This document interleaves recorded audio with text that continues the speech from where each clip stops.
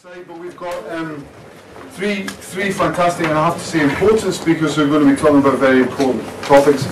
I'm going to say something first of all about Engage, who are organising this event, and Engage is essentially our kind of outward-facing programme of sometimes research methods, sometimes kind of significance of research to the community events that we try and actually very often develop a kind of connection with the community. And one of the ways we do that actually, or have been doing that, is the series of legacy, where we mark people of particular significance who've been either working in the university or are alumnus of the university, and talk about the relevance of their contribution. So in the past we've had transformative research legacy sessions on Margaret Simey, Eleanor Rathbone, and a series of other people actually who've had not just a research and intellectual significance, but also a political significance. And of course Joseph Rotblat, that we are kind of marking in this series now, has all of these. And I mean, if you kind of look, I'm going to say just a few things to introduce you to Rotblat if you've not come across him. You might have come across him because if you ever Google the university, they're very proud of the alumni, and Rotblat always comes up, Joseph Rotblat always comes up second or third, and there's good reason for that, because he won the Nobel Peace Prize for his activities in campaigning against the escalation of the arms race and his efforts in campaigning for nuclear disarmament. But his biography is really interesting, right? He came to Liverpool University in 1939, and he came to work with a scientist a physicist called James Chadwick, who actually discovered the neutron. Crucially important work to the development of some of the technologies that Rotblat got involved in. This is from his CV actually. That's interesting. Rotblat's CV is on the internet. I'm going to read direct from his CV. 1939 to 1944, work on atom bomb, University of Liverpool, and in Los Alamos. So Rotblat was an employee of the University of Liverpool when he went to work on the Manhattan Project in Los Alamos, which was the project which developed the first atomic bomb, which of course subsequently was dropped on Japan. And I mean, that's incredible actually. That's part of our history. The University of Liverpool's history is in developing that kind of technology. What makes Rotblat interesting is in 1944, when he discovered that the technology wasn't being used to challenge the Third Reich and the bombs race, which was the kind of narrative that a lot of the scientists were given. Actually, he was involved in an arms race with the Soviet Union. He found this out fairly late on, 1944, and at that point walked out. I thought he was the first to walk out, but colleagues here say he was the only scientist to walk out of the Manhattan Project. I don't know what happened, but somehow he managed to get his job in Liverpool, keep his job in Liverpool, became promoted actually, became a senior lecturer. Maybe these are different times. It was promoting people for different reasons in those days. So he was here until 1949 and actually was Director of Research in Nuclear Physics in the University of Liverpool. He's probably known for his activities in the 50s and onwards. He was a signatory to the Russell-Einstein Manifesto, the Nuclear Disarmament Manifesto, which many of you will have heard of. He was founder and Secretary General of the Pugwash Conferences on Science and World Affairs. Some of you may have heard of Pugwash. We'll hear a little bit more about Pugwash in a moment. But when he gets the Nobel Peace Prize for his efforts towards nuclear disarmament, it's a joint Peace Prize with Pugwash. The last line of his speech, his acceptance speech, raised a whole series of issues that we're going to hear, I think, a lot more of, and capture a lot of the theme of what we want to kind of talk about and think about today. The last line of his speech was, above all, remember your humanity. And he was talking about that both in the context of the arms race and in the context of university research. Above all, remember your humanity. So I think that's a good kind of tone for the meeting. But I want to ask Andrew Gibson to, sorry, there you are, Andrew, Andrew works with the organisation Pugwash, which is still active, and I'm sorry to spring this on you, Andrew, but do you mind just saying a couple of words about Pugwash? Because Rob Blatt was a founder of Pugwash, yeah? Right, okay. Should I come up there? Or? Yeah. Please come up here, yeah.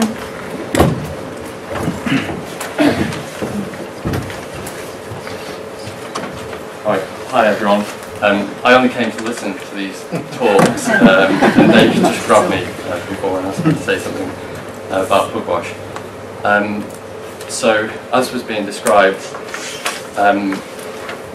Joseph Rob Blatt sort of began to question the ethics of nuclear weapons, but also kind of war more generally, and wanted to use his position in society as a scientist and as someone who's respected to try and kind of advise the government and also work across national boundaries with other scientists and engineers. So that was really what the Pugwash series of conferences and then organisation is. It's an attempt for scientists and engineers to kind of educate each other about arms control issues and the risks involved with nuclear warfare, but then hopefully have an influence in civil society. And that organisation still exists, and it's primarily for kind of elite scientists, but there are social scientists involved as well. And the reason I was talking to David about it was because we also have a youth and student wing. So there's about 5 or 6 university Pugwash groups in Britain, and we sort of operate in the same spirit as the main Pugwash organisation. So we run seminars about nuclear weapons issues, but other types of issues like autonomous drones, cyber warfare, things like that. We run a conference each year for younger people interested in those things to come along and contribute to, and sometimes also go to kind of international Pugwash events. And I think we're going to start doing blog writing competitions, essay writing competitions and things like that. So if you're into these issues, either kind of from a political perspective or scientific perspective, look up Youth and Student Pugwash and see if we can work with you in some way. And we do a lot of partnership work with different universities, so if there's a research centre that has an interest or another organisation, we'll put on a lot of events and things like that. So yeah, if you are in that spirit, get in touch with us. Okay.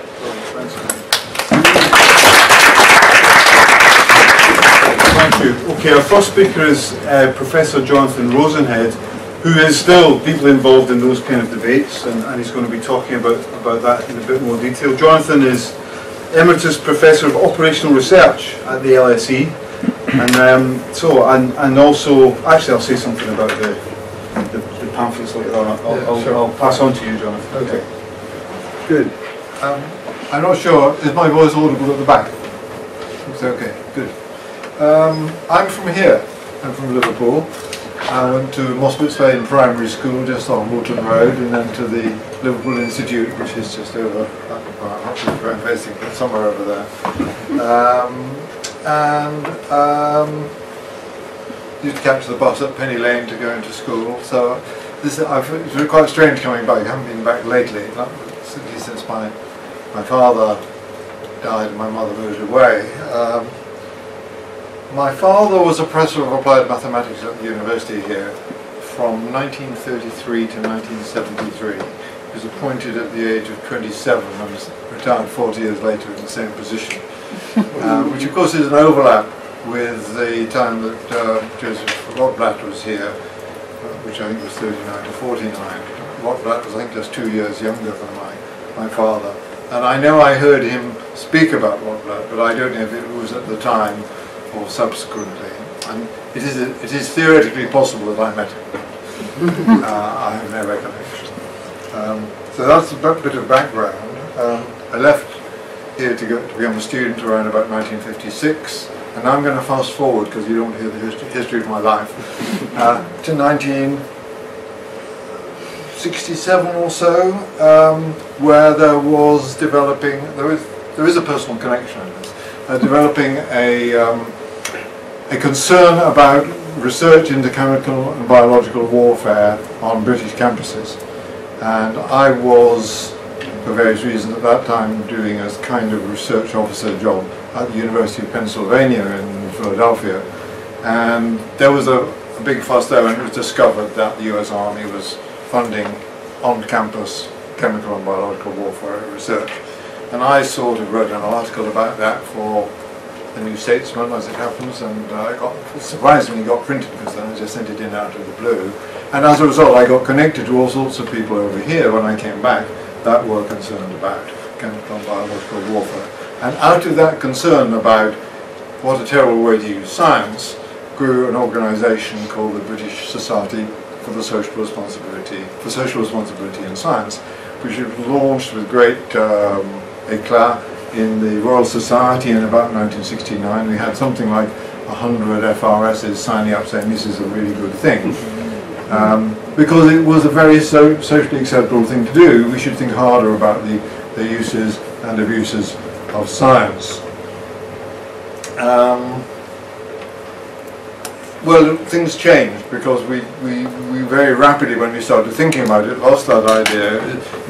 Isn't it, couldn't we just persuade people to use science nicely, into thinking more about how can we have the sort of science that is capable of doing all these terrible things, and what's more, we're putting it in the hands of the people who often want to use it in that way. So we began to think about the production of science as well as just whether the politicians were misusing it. There was, at its height, there was a branch here in Liverpool, or BSSRS, British, or I used to say BSRS, which is easy to say, but it's not that easy. But BSRS had a branch here, and there was a guy called Roland Graham, who was, I think, a lecturer or staff member at the university, who was the principal figure running it, but I don't know quite what happened. The organisation did a lot of good work, basically decided to abolish itself in about 1992, when all of us were getting older and we'd been doing it for a long time, and the youngsters, having been seduced by Margaret Thatcher or by the culture that she engendered, were not coming in so much. So that the organisation had a lifetime of 23, 24 years. It took up a lot of interesting issues and had some effects. We tended to move on from that, as I say, from the use-abuse idea to the question of how is technology selectively produced, and then even got to the next stage of, is there a socialist science as opposed to a capitalist science? So all the time the group was becoming more and more radical, ended up thinking of itself as the scientific arm of the revolutionary movement, but unfortunately there wasn't one. So it was that we were left behind by this revolution that didn't happen. Now, I was looking through all the talks I used to give, trying to think how am I going to make a connection in what I do now, which is all about Israel and Palestine and this previous history. So I looked through all the talks I give. I was amazed at how many talks I used to give around the country. I think I went to most universities in the United Kingdom over a sort of 5-year period.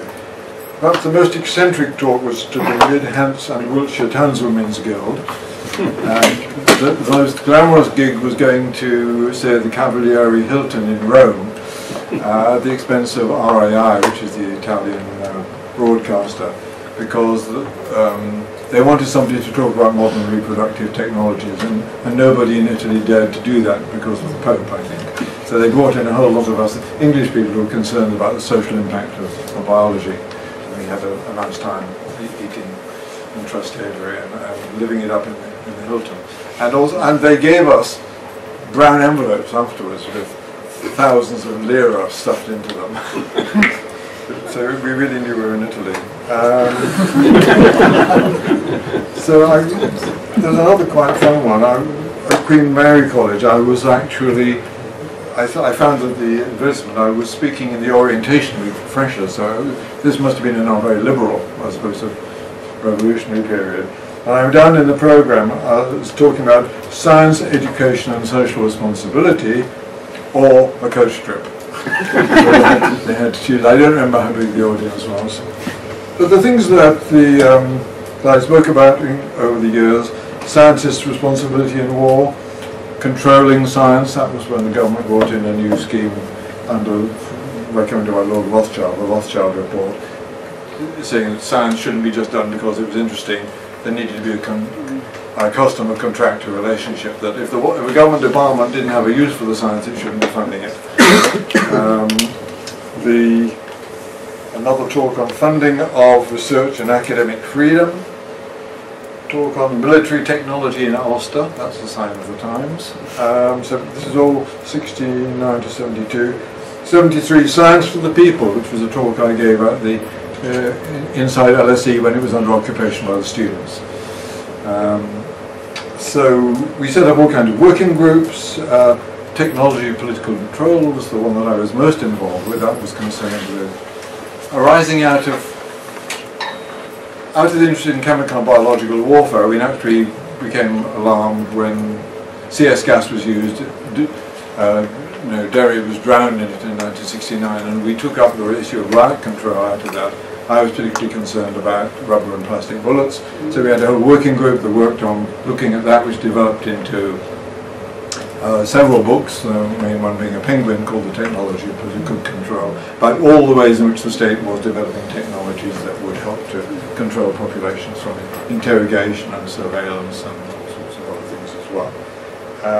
But we had groups on work hazards, that is still in existence. 20-something years after the organisation stopped, there's still a movement called the Work Hazards Movement, which produced the Hazards Bulletin and has an annual conference. We did work on food, which resulted in the setting up of the London Food Commission under Tim Lang, work on health, politics of health, and so on. So a lot of activity went on into all the different fields in which science was happening. And we were sort of the only people doing it at the time. That we were saying science is political, you have to think about the impact of science on politics and politics on science.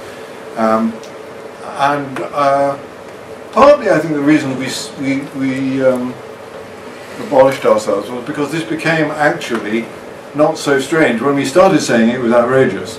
We went up to the meeting of the British Association of the Advancement of Science in Durham in 1972, I think, and campaigned under the slogan of "Science is not neutral." And that was seen as the sort of shocking thing you had to wash your mouth out after saying if you were a proper scientist. So it was so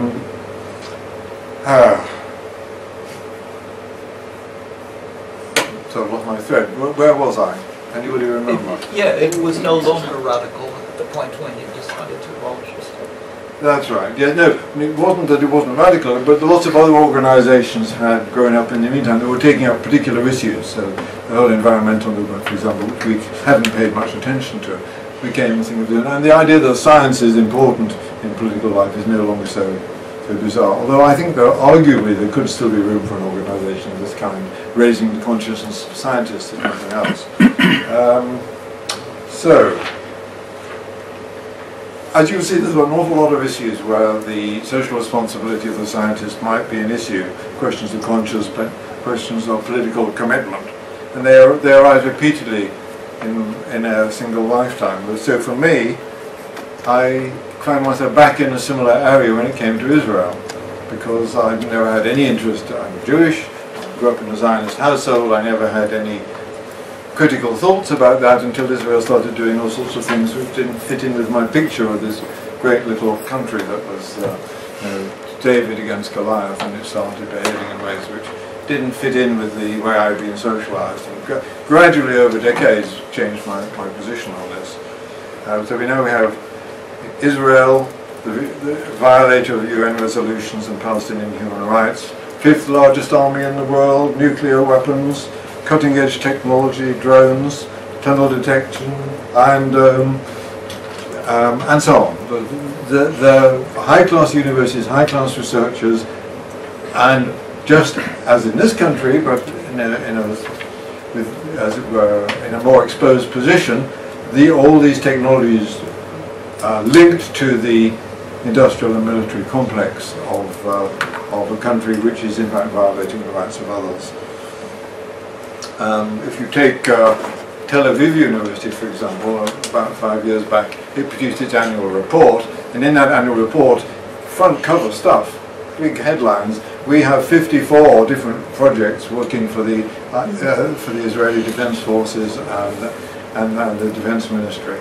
So they were, I don't think they'd be so, might not put it on the front cover quite so much nowadays, but that was the picture that universities are the servants of or integrated into the military complex.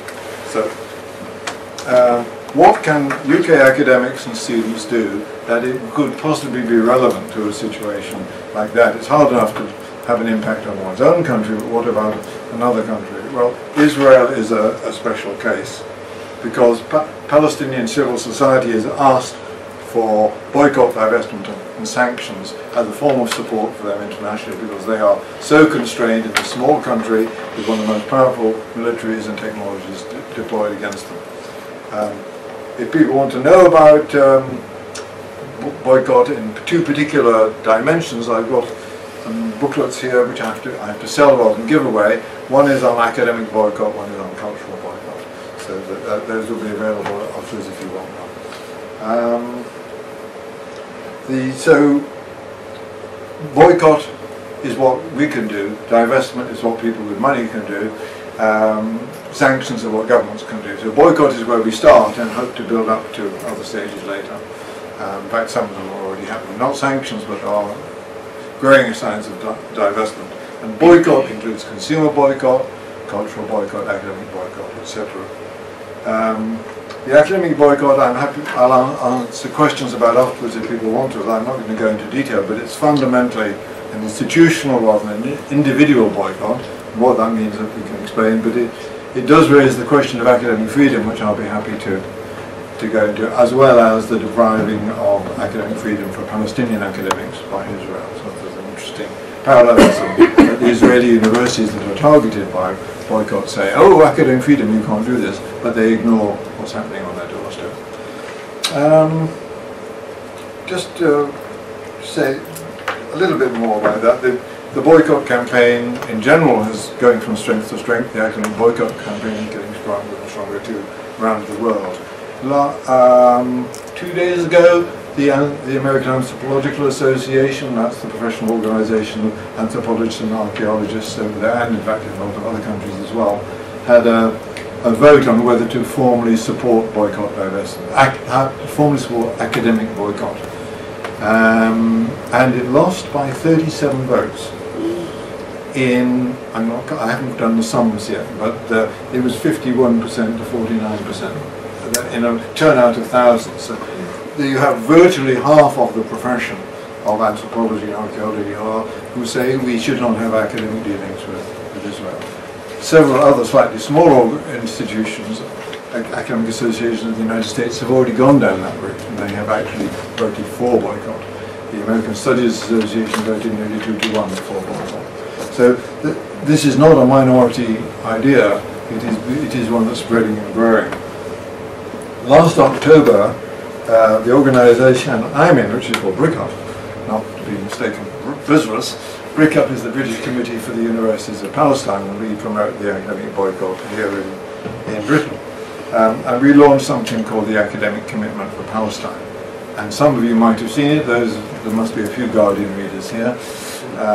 And we took out a full-page advertisement in the Guardian, all paid for by the people who signed up, and we had the names of the 343 signatories that we had at that time, but we got all just through networking before we went public, because it can be quite dangerous to be an isolated person saying that you want to boycott Israel. So we wanted to give them lots of support, and that worked. Boris Johnson came out and described us as a bunch of lefty academics in corduroy suits, which you see he was completely wrong about. And perhaps as part as a result of the extra publicity, we now have over 700 signatures as well as 343, and we're still coming. But this is an ongoing field. In 2013, Stephen Hawking, at our prompting, having accepted to go to a conference in Israel, withdrew publicly with a great deal of noise about it. Last month, very distinguished historian, Professor Catherine Hall, who studies colonialism and the links between the British West Indies, slavery, and the financial fortunes of various families and firms in this country. She was awarded the Dan David Prize, which is the most lucrative prize in Israel. I think it's about $1/3 million, I can't remember if it's dollars or pounds. Yeah, enormous. They give quite a lot of them. as well. She wasn't the only one, but she turned it down. She's not come out as a supporter of boycott, but she's just, having been pointed out to her that this would be violating the boycott, she thought about it and decided she wouldn't go. Last year, the President of Israel, Reuven Rivlin, and this is where I'm going to end, said that Israel has two strategic threats to its existence. One of them is the Iranian bomb, and the other one is academic boycott. The Israeli government has set up strategic committees and ministers with responsibility for combating boycott, and particularly academic boycott. So this is, we're not talking about doing something here which is purely symbolic. This is something that can have a real effect on Israel. And of course, now that the Iranian bomb, if it ever was a threat, is not anymore, we are the only remaining strategic threat to Israel. So this is a place where academics and students, I think, can make a real contribution, and I hope that you will think about how you can do that. Thank you. Ryan, I think both speakers so far have really, if I could say what I think the important message is here, is to think about how we build solidarity between academic researchers, but academics generally, and communities and social movements, but also, crucially, to challenge the solidarity that exists between some academics and those that are committing atrocities, clearly war crimes. I'm not hesitating to use that language, particularly when we talk about technologies that are being field tested. And it's this point, I think, where we bring that message right back home. And also, actually, I mean, this is going to sound a bit lame, but for us, the reason we wanted to invite Greg in here was actually partly methodological, right? Because what Greg is doing is a research project that's very, very difficult to do. He's finding out about things that are hidden. Many of the people in this room work or study in Liverpool University, and I think probably have no idea really of the scale of what Greg's about to tell us. And that's a methodological issue, because he had to use pretty unorthodox approaches and ways of doing things to uncover what he's uncovered. But Greg's going to uncover the story that we've heard so far in relation to Liverpool University. So we're very lucky to have Greg having done that job for us, actually, I think. And so thanks for coming, Greg. Okay, thank you. This works. Okay, I apologize for the fact that I'm reading it, but I really want to try to be accurate, and there's a lot of information, so bear with me. I can leave some of it out because Raya has made some of the points I would have had to make. I want to start with Rotblat, and I will end with Rotblat, but there will be some other things in the middle. Here's an excerpt of what Rotblat said in his Nobel Prize speech that David referred to. He said, "I want to address the scientific community as a whole. You're doing fundamental work, pushing forward the frontiers of knowledge, but often you do it without giving much thought to the impact of your work on society. Precepts such as science is neutral or science has nothing to do with politics still prevail." Interesting that Jonathan thought that the position had shifted by the early 90s, but this was a speech in 1995, that's what he thought anyway. He says, "These are remnants of the ivory tower mentality, although the ivory tower was finally demolished by the Hiroshima bomb." That, of course, is what led him to live the life he lived. And I'll come back to nuclear weapons towards the end of the talk, but I want to start with the pamphlet which Dave Hooks, who's over there, and I wrote, which we only had the money for 100 copies and they all went, so if you haven't got one, you'll have to download it. Now, I did hand out to everybody what I no longer have is a piece of paper which does tell you where you can download it. It's free, so that's that. It started as an attempt to discover the connections between the university and the ongoing slaughter in Gaza in the aftermath of Operation Protective Edge. I'm not going to say anything more about what happened in Gaza because Raya has dealt with that. But independently of that, Campaign Against Arms Trade had submitted a Freedom of Information request asking details over the last 5 years of research funding from arms companies, including consultancies, and likewise from the Ministry of Defense, and of investments by the university or of its pension funds in the military industry. In other words, they were saying, open the books and tell us what's going on here. Now, it turns out the university has this information, they admitted, But they declined to answer. They gave two reasons. One was that the information was given in confidence.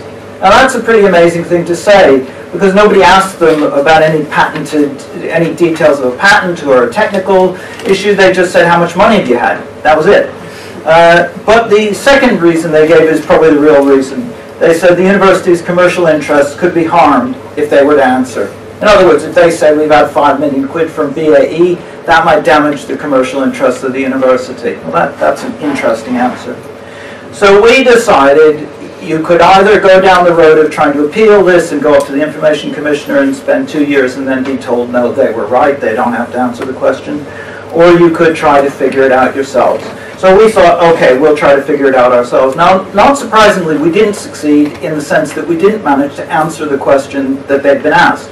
But what happened was we found the scale and a lot of detail about what is actually going on here, and so we learned a lot anyway. And you can download the report and read the whole thing. But so what? What difference does it make? So I want to start with some basic questions that you can ask even without knowing the details. First question is, staff work here and student fees fund the university. Why aren't you allowed to know about university investments in the arms trade or funding from the military industry? Who do they think they are to tell you you can't know this? It's your place. You know, without you, the university doesn't exist. Of course you can know. Then a specific question about academics. Does academic freedom include the freedom to view and consider university finances? What are the limits on academic freedom? What are the things that you have the freedom to think about as an academic, and what don't you have the freedom to think about? Is it consistent with intellectual honesty and transparency for the university to conceal information that in the public interest is required to consider these issues more fully? That's a somewhat formal question, but it refers to the fact that this isn't just internal to the university. There's people like me who are outside, and we have the right to know as well. What ethical processes currently exist in relation to military-funded or military-related research? Is it in the best interests of students and staff that university research contracts are so heavily tilted towards the arms industry, as you'll see? How does the university cater for science and engineering students who do not wish to have any involvement with the military in general, or with arming Israel in particular? In other words, if somebody like Joseph Rotblat turns up here, is he just going to be excluded because the university doesn't want to provide for him? What efforts have staff made to develop projects without military involvement or to seek alternative funding using the same skills and academic and technical expertise? We'll come back to that in the discussion. So here's some of what we found. And we started by trying to identify what the connections were with the Israeli military. It turns out that the Israeli military systems almost all involve collaboration with transnational companies, which in turn are active at the university. So I'll take you through the key weapons systems. The first of them is the F-16s, the jet fighter bombers used to bomb Gaza. They're exported from the US by Lockheed Martin. GE Aviation supplies the engines. BAE Systems supplies head-up display units so that the pilots don't have to look down to see the controls. And they have a wholly owned subsidiary, Rokar International in Jerusalem, which supplies electronic countermeasures for the planes. And incidentally, they also produce an artillery shell guidance system, which they say increases effectiveness while reducing collateral damage. Well, that obviously doesn't work, does it? So about those companies and Liverpool. BAE is the world's third largest arms firm. It's extensively involved here as a research partner with project funding from the Engineering and Physical Sciences Research Council, the EPSRC, and the European Union through grants awarded to the Aircraft Research Association that BAE is one of the members of. BAE participates in NATO collaborations here. We weren't looking for that, and it was a very surprising thing to find. Their head of electromagnetics in military air and information was appointed a visiting professor in 2012. BAE also funds Liverpool PhDs on topics such as the impact of unsteady aerodynamics on the structural integrity of a weapons bay. The 37 BAE representatives on the EPSRC Peer Review College, which informs investment decisions. In other words, when they're deciding who to give the money to, BAE is on the panel that's making the decisions.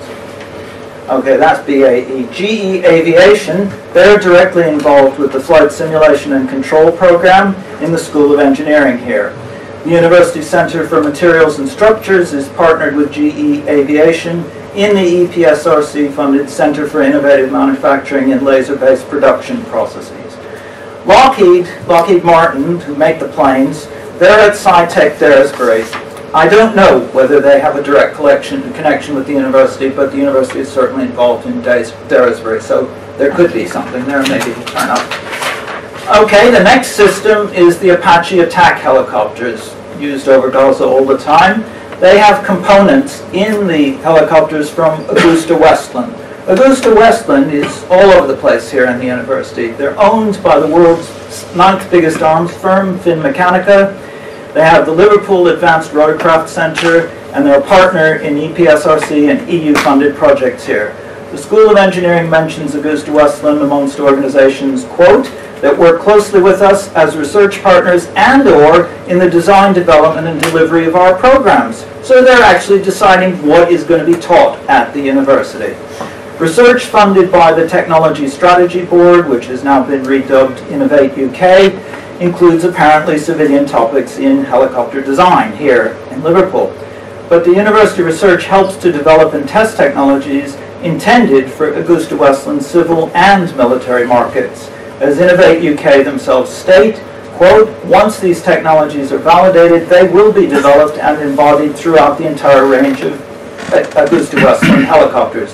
So you do the research here, it looks like it's civilian, and then, hey presto, they put it on their military helicopters. That's the deal. All right, the next thing is drones. We'll be talking a lot more about drones in a minute, but just in relation to Israel, they're obviously widely deployed over Gaza, and Mariah's talked about that. And as I think she alluded to, the shares in Elbit Systems shot up in the midst of the war because they could see they'd be able to sell a lot more on the back of the slaughter. Now they wholly own a company called Ferranti Technologies, which was one of the pieces of Ferranti, which was a British defense firm which split up. There's a long sordid history to that. Anyway, Ferranti Technologies in Oldham is a member of the Northwest Aerospace Alliance. The NWAA is a partner with the university in the Virtual Engineering System Center at SciTech Daresbury and in the Gamma program for drone development. I'll come back to Gamma several times. Next thing is Caterpillar bulldozers, and as Raya said, they're involved in demolishing homes in the West Bank, the apartheid wall. When you have an invasion in Gaza and Lebanon, the tank and the bulldozers go in together. They also supply a tread system for the tanks. Well, University School of Management courses include work experience with Caterpillar, and it's a career prospect. So, you know, they tell students you can get a job at Caterpillar if you go on our management course. And the last sector I'll mention is the IT sector, which really underpins the whole of Israeli apartheid. The second largest investor in IT in Israel is Hewlett-Packard. They have a system of automated biometric access control called Basel. It monitors Palestinian workers through hand and facial recognition at checkpoints in the West Bank and in Gaza as well. They employ settlers, they provide services to the illegal settlements, they supply the Israeli prison services, they supply all the military computer equipment, they run the servers for the Israeli Defense Forces and the Ministry of Defense, they supply the Navy, they have a large center for research and development at the Technion University in Haifa. What are they doing here? Well, computer science lists HP as one of the industrial organizations that fund and take part in our research and education programs, along with a slew of other military companies. Research into market-based control of complex computational systems was one of the research topics. It was undertaken in partnership with HP, and the idea was to adapt economic ideas to complex distributed computer systems as used in fleets of self-guided aircraft. That means drones. HP is a partner in the EPSRC-funded research into cybersecurity in the Department of Electrical Engineering. So all the key components of the Israeli military depend on companies which are active right here. We found one direct connection between the university and an Israeli university. This was a project to develop 3 electron masers, coordinated by Tel Aviv University with the Department of Electrical Engineering and Electronics here. Military applications of free electron masers include laser weapons. Now maybe if we look further into it, we'll find out that that's what they're doing with it. I don't know. We've been talking a lot about Israel and Palestine, but that is not the only issue. And the rest of what I'm going to say is mainly not about that. I want to talk about university research on military aircraft, including drones, and about the university's involvement with the atomic weapons establishment, Aldermaston. So to start with the aircraft, there's a part of the School of Engineering called the Computational Fluid Dynamics, or CFD lab. And it's worked to develop combat drones. Drones which are armed and are intended to be used in war. NATO has had a series of programs. One of them was called AVT-161, which used CFD methods to predict static and dynamic stability and control characteristics of military vehicles, including unmanned combat air vehicles, UCAV. A Liverpool PhD student was the co-recipient of the NATO Scientific Achievement Award 2012 for his work on AVT-161. A follow-on NATO program, AVT-201, applied CFD techniques to the design of a UCAV using a prototype military drone, SACCON, S-A-C-C-O-N, which had been designed by EADS Military Systems. EADS is now what everybody knows as Airbus. In 2014, a paper by Liverpool researchers D.J. Kennett, G. Hoholis, and K.J. Badcock, who is the head of the School of Engineering and the CFD lab, concerns detailed modeling of SACCON. If you look at the handout on the back, you'll see a picture of the SACCON drone. So this is a militarized drone, and they're doing the research on computer simulation of it to learn about the aerodynamics of it. That's what they're doing here. And the acknowledgements to the papers say, this research has been supported by BAE Systems and the Technology Strategy Board, as part of the Simulation at Off Design Conditions SIMOD group. Special thanks is also extended to the AVT-201 team members, that's the NATO people, for their efforts in obtaining CFD and experimental data, and also for their subsequent discussions and advice. This is the way academic researchers talk to each other, but the people they're talking about are NATO. Okay. Another CFD project, EPSRC funded with BAE as a partner, concerned aerodynamic simulations of missiles dropped from the open source fighter. This is a kind of computerized version of the F-16 using publicly available data. Again, if you look on the handout, there's a picture of the missiles dropping out of this thing, and here they're doing the aerodynamic research with the computer to figure out how the missiles will stay together or bump into each other, or what will they do. Liverpool was one of 10 universities in a 5-year EPSRC collaboration called FLAVIR, led by BAE to develop drones without flaps. BAE also themselves participated in several EU-funded drone development networks alongside European arms companies and Israeli aerospace industries. So the Israeli major government aerospace firm was right there in Europe with all these arms companies, including BAE, figuring out how to develop new drones. The next part of the university I want to look at is the Center for Autonomous Systems Technology, or CAST. This involves university researchers and the virtual engineering system with BAE and the Northwest Aerospace Alliance. CAST is concerned with programmable robots acting autonomously without human intervention.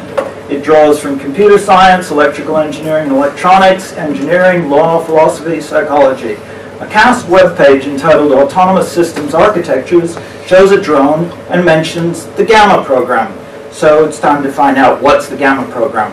Well, there was a university press release in November 2012 which announced that Liverpool has joined with other Northwest universities, the Northwest Aerospace Alliance and BAE Systems, to launch the £9.1 million Growing Autonomous Mission Management Applications, Gamma program. And there was a mysterious blue photo on the press release, which you'll see on the back of the handout, which showed an unidentified aircraft, and it was captioned, "Autonomous systems are technology-based solutions that replace humans in tasks that are mundane, dangerous, and dirty, or detailed and precise." That sounds great, doesn't it? It sounds, it's going to help you do all sorts of things that you don't feel like doing, and we're not going to tell you what this blue photo was. But the same photo, identical, turned up in July 2010 on a BBC News report. And there, the report was headed, "MOD lifts lid on unmanned combat plane prototype." And this time, the photo was credited to the MOD, and it was captioned, "The concept plane is due to begin flight trials in 2011. The BBC showed the same photo again in July 2014, and this time it credited it to BAE. So you've got BAE in the photo, you've got the MOD in the photo, the BBC's telling you this is all about a combat drone, and according to the University of Liverpool, we're not going to tell you what it is, but it's about autonomous systems. Okay, but these things are connected, as you'll see in a minute. The plane is actually the BAE Systems Tyrannus. This is the most advanced UK aircraft ever designed. It's a prototype unmanned combat aerial vehicle that cost £185 million to develop. It was produced by the MOD with BAE Systems, Rolls-Royce, GE Aviation, and Kinetic. That's spelled with a Q. Every single one of those firms is here at the university, and every single one of them is complicit with the Israeli military. So it's all the same people doing the same stuff. And this is their big plane. Why would the university use a blandly captioned, unidentified photo of BAE's Tyrannus killer drone on a press release about Gamma? Well, here's a possibility. One of the Gamma research strands at Liverpool was entitled Wide Field of View Sensor Simulation, brackets Argus IS Simulator. That sounds like complete gobbledygook.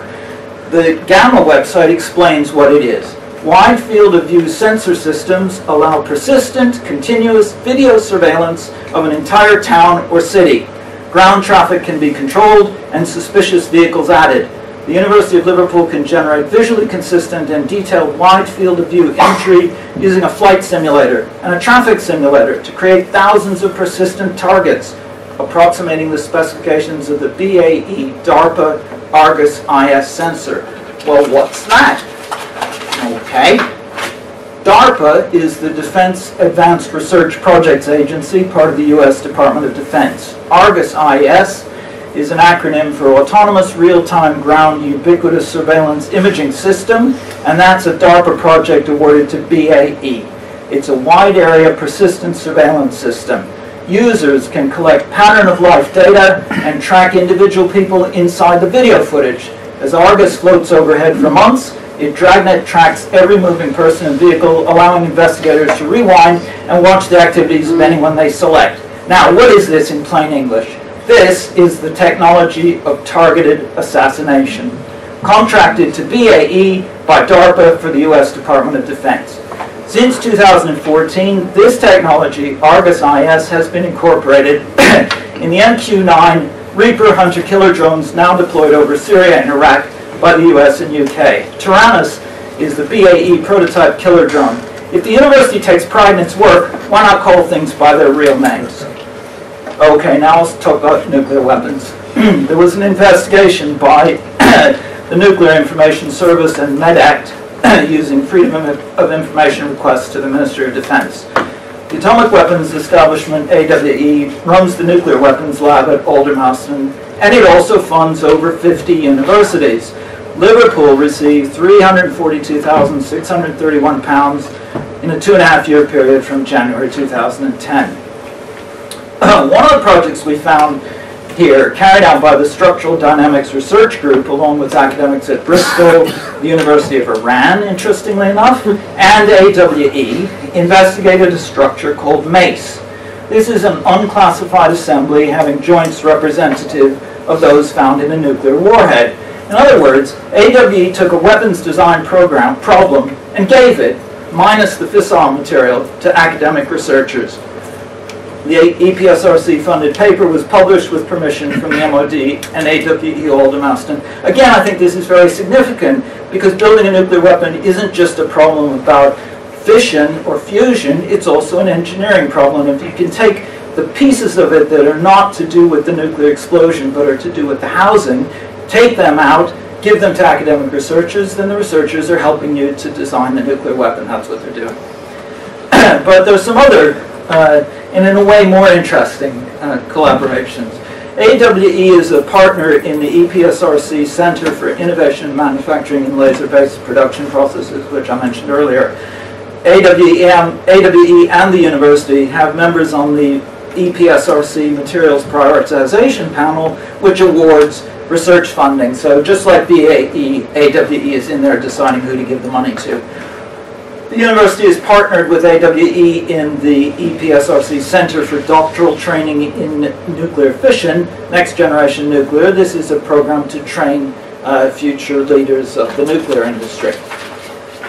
It's also, AWE is also a partner in the EPSRC Fusion doctoral program alongside Lawrence Livermore National Laboratory, the key nuclear weapons lab in the US. The program involving Liverpool will develop researchers on controlled fusion. That's a civilian project. However, the grant summary on the EPSRC website actually mentions one aim of inertial fusion energy, which is one of the topics, as being, quote, to create conditions suitable for benchmarking the computer codes that contribute to the UK's nuclear deterrent, avoiding the need for nuclear weapons testing, important in the strategy to avoid proliferation. AWE has recently commissioned a large laser facility, Orion, primarily for this purpose, unquote.